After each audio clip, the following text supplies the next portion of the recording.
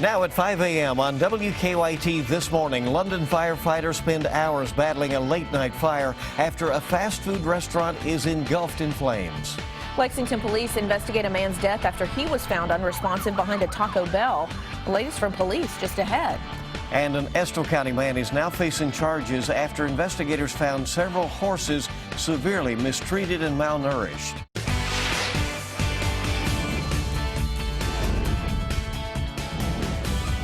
This is WKYT This Morning. Good morning. Welcome into you. Hope you're having a fabulous start to your Friday. I'm Rebecca Smith. And I'm Bill Bryant. Kentucky Morning Start with WKYT. So we're glad you're right here. A lot of news this morning, but we also anticipate some light snow later today. Let's check in with meteorologist Micah Harris. It's a WKYT First Alert Severe Weather Day. And we have that intact to pick up right around an inch of snow, especially for the far southern half of our viewing area. You can see two batches of snow. One that'll actually consist of pretty heavy snow at times, and that's over Owensboro and Bowling Green. This is rolling south of I-64. Lexington, we will not be touched by this batch, but then we got a batch to the north of that that's heading on in. That batch is pretty light. I don't expect much out of that, but still both of those could give us headaches within the next 3 to 5 hours. That does mean early morning commute, you could have a few problems, especially for the south. The winter weather advisory goes until noon today, and you can see that's south of Richmond, south of Danville, south of Lexington. Anywhere that's not in the advised region, anywhere from 0 to about ½ an inch, maybe 1 inch. So some of us won't pick up accumulation, some of us will. But then you get down south, that's the best opportunity to see right around an inch of accumulation. I'm going to show you when you can expect that, hour by hour, coming up in a few minutes. Okay, see you then. And new this morning, fire officials in southern Kentucky were very busy overnight after a fast food restaurant went up in flames late in the evening. Emergency crews responded to the fire at the Lee's Famous Recipe last night. Crews on scene well into the early morning hours, trying to knock out any remaining hot spots. WKYT's Michelle Chamberlain's at our live desk with the latest. Good morning. It was quite the scene in downtown London last night. Several viewers sent in their eyewitness videos of the fire. Take a look. A Laurel County dispatcher says the original call came in just after 9:30 last night. The caller saying they saw smoke coming from the roof of the Lee's Famous Recipe at the intersection of Barberville Street and Main Street. The dispatcher says the first fire unit on scene saw heavy smoke showing, and shortly after, the flames began to appear. And as you can see from these pictures and videos sent to us by viewers, the flames quickly consumed the fast food restaurant. One viewer said part of the building fell. We are still working to get more information for you this morning. Thankfully, the restaurant was closed at the time of the fire and no injuries were reported. At the live desk, Michelle Chamberlain, WKYT.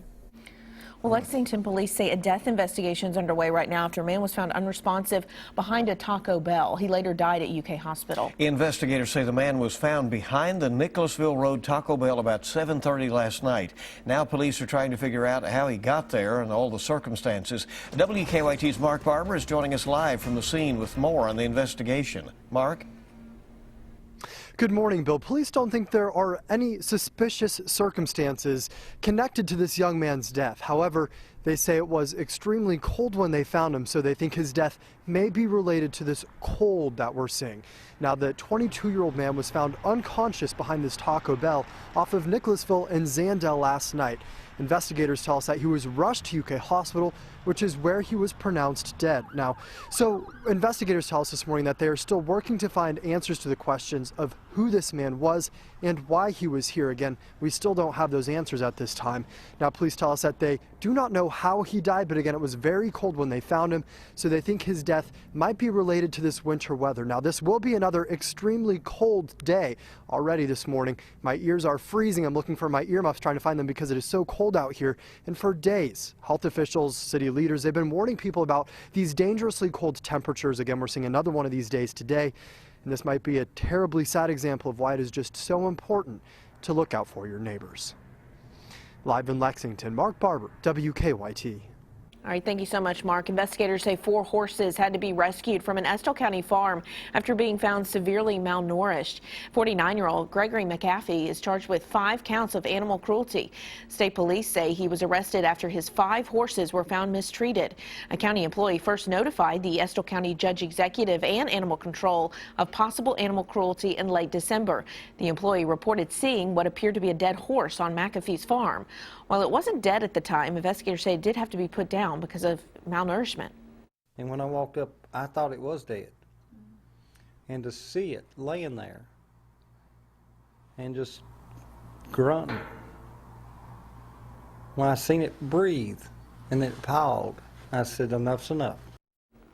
Judge Taylor says McAfee's 4 remaining horses were rescued after being found in poor health. 3 were taken as foster care, while the other is at a Estill County animal shelter being nursed back to health. Judge Taylor says McAfee's charges will likely be upgraded. A fallen Kentucky state trooper has received a special honor in his hometown of Lawrenceburg. Trooper Eric Chrisman died after being involved in a crash in western Kentucky last year.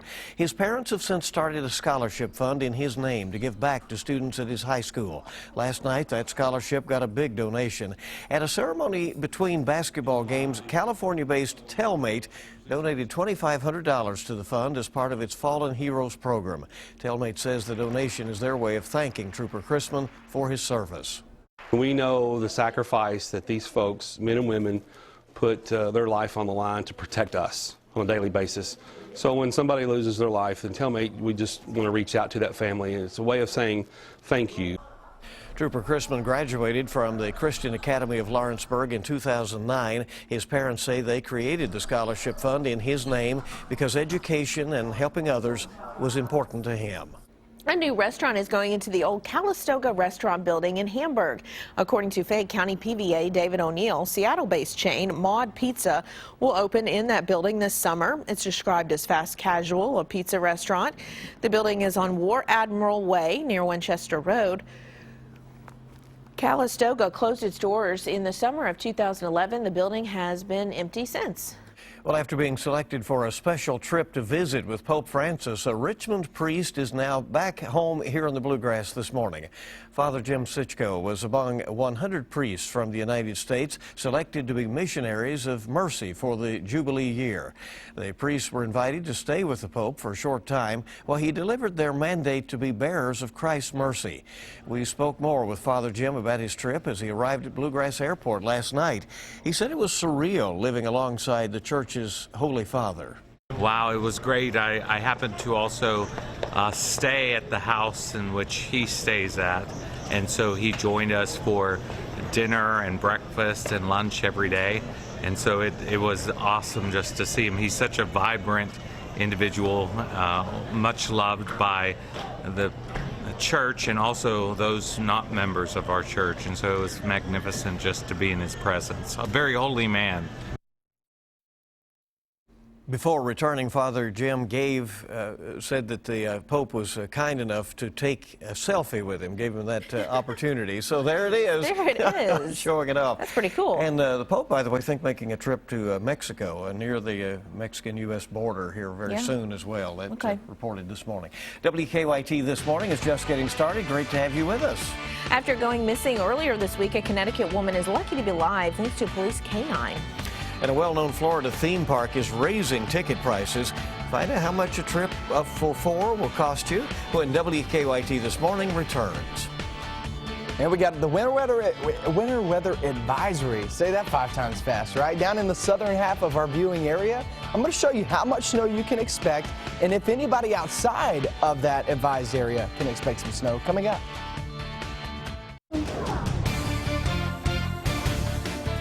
Of a couple of flakes in the far northern zones, but that's not doing much of anything. It's really back toward the west, so we have to keep our eye on. And you look down toward Bowling Green and then make your way across 65. Here comes that first batch of snow.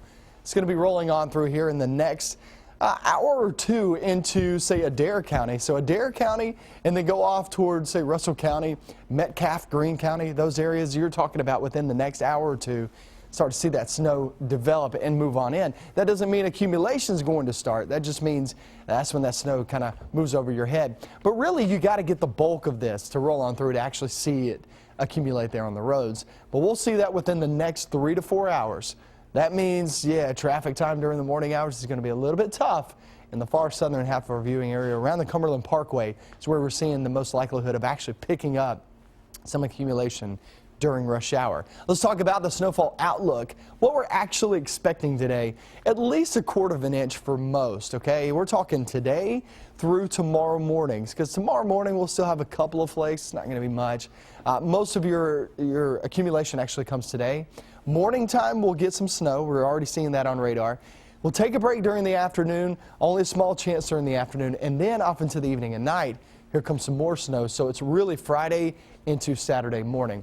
1/4 of an inch, then we look at about 1/2 inch to about an inch. That's most likely for the southern half.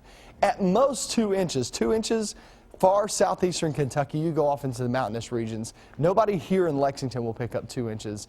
I would say here in Lexington, Bluegrass northbound, we're right around 1/4 of an inch.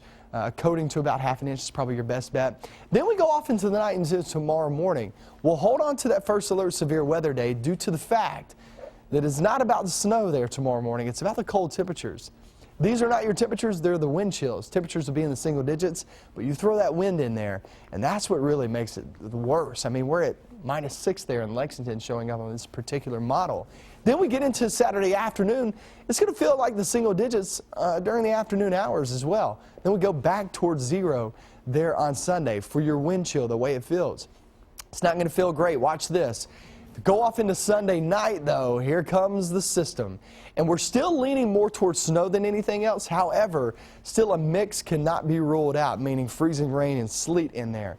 So this is going to be a system. The track will mean everything. We look for that to pick up and move on out. Snow will be likely on the backside of that on Tuesday. I would say if we see the biggest issues out of this will be Monday and Tuesday before it moves on out.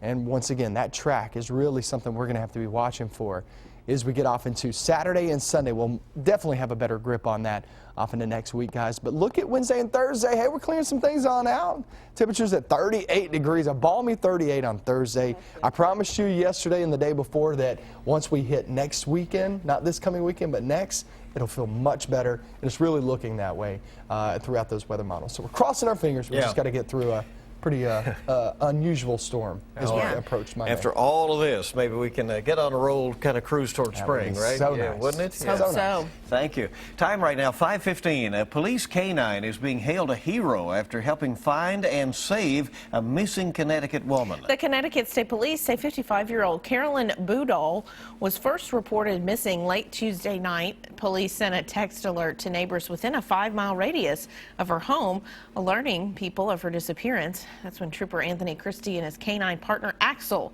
were called in to help locate the missing woman. Concerned about Boudall's health and the freezing cold temperatures, Trooper Christie said the duo acted fast. A few hours later, they spotted footprints headed into a snowy wooded area, and that's when he says Axel went to work. He went into the woods about 80 yards, and we saw that she had fallen through some thin ice, and she was in a small body of water. So we called in to start an ambulance on the way, and myself and another trooper picked her up and carried her out. Yikes. Police say Boudall was suffering from hypothermic conditions when Axel found her. If not for Axel and Trooper Christie, medical crews say that she likely wouldn't have made it through the night. She credits the police duo for saving her life. All right. Amazing. Well, way to go, Axel. Man, a lot of times those don't have a good outcome, so glad that this one did. Yeah, right. Okay. Yeah, good to have those two on duty, the Yeah. officer and the officer dog, right? And the dog. All right. 5:16 on WKYT. We have a look at your money. Stick around with us. What falling stock markets may mean for U.S. interest rates, and what do President Obama, Bill Gates, and Brad Pitt have in common? Those stories and more coming up in your Money Watch report. Good morning. Welcome back in. WKYT this morning on the air. It's 5:19 and it is your Friday. And Boeing says that job cuts are on the way. And President Obama, Bill Gates, and Brad Pitt all have something in common. Brian Webb has the latest on your money. Federal Reserve Chair Janet Yellen cautioned that global economic developments have created a risk for the U.S. economy. But she said it's too early to tell if that will impact the Fed's interest rate policies. The Fed will determine in March how much falling markets around the world are hurting U.S. growth. The Dow is hoping to rebound today after finishing down 254 points. The Nasdaq fell 16. Boeing announced that job cuts are coming, with executives and managers first on the list. CEO Ray Connor says the cuts will start with attrition and voluntary layoffs and then move to involuntary layoffs if necessary. It's part of a move to reduce manufacturing costs. Boeing currently employs more than 78,000 people. And what do President Obama, Bill Gates, and Brad Pitt have in common? They all met their significant others at work. A new survey by Career Builder says that more than a third of workers have had an office romance, with 37% of those relationships resulting in marriage. On the other hand, 5% say they left a job because their office romance went wrong.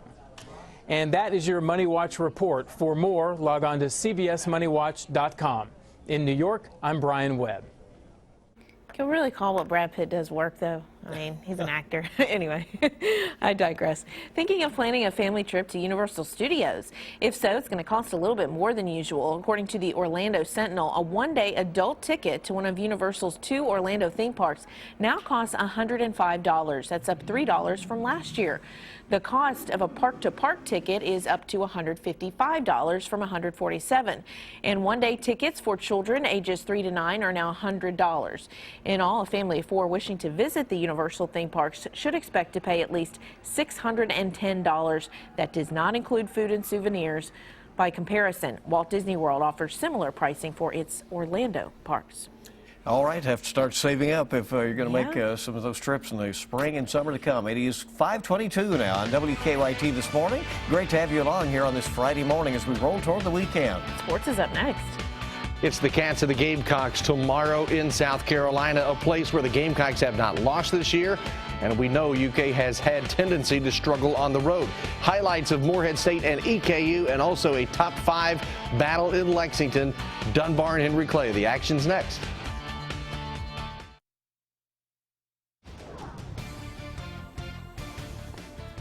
Pretty dry early this morning. However, that is going to change in the next 3 to 4 hours as we start to see a couple of batches of snow going to be rolling on through. The first batch down toward the southern half. You got to work your way back toward Bowling Green and also the Cave City area right across 65, heading our direction. Another batch to the north of that will start to form and move off into the central and northern zones, but I'd say southbound, that's where we expect to see the best chance at some accumulation. We'll get into that forecast coming up. First, it's sports time. Let's check it out.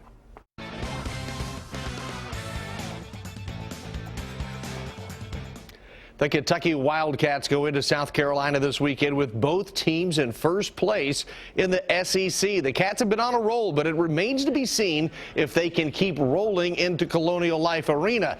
South Carolina is 21-3 overall and has not lost at home.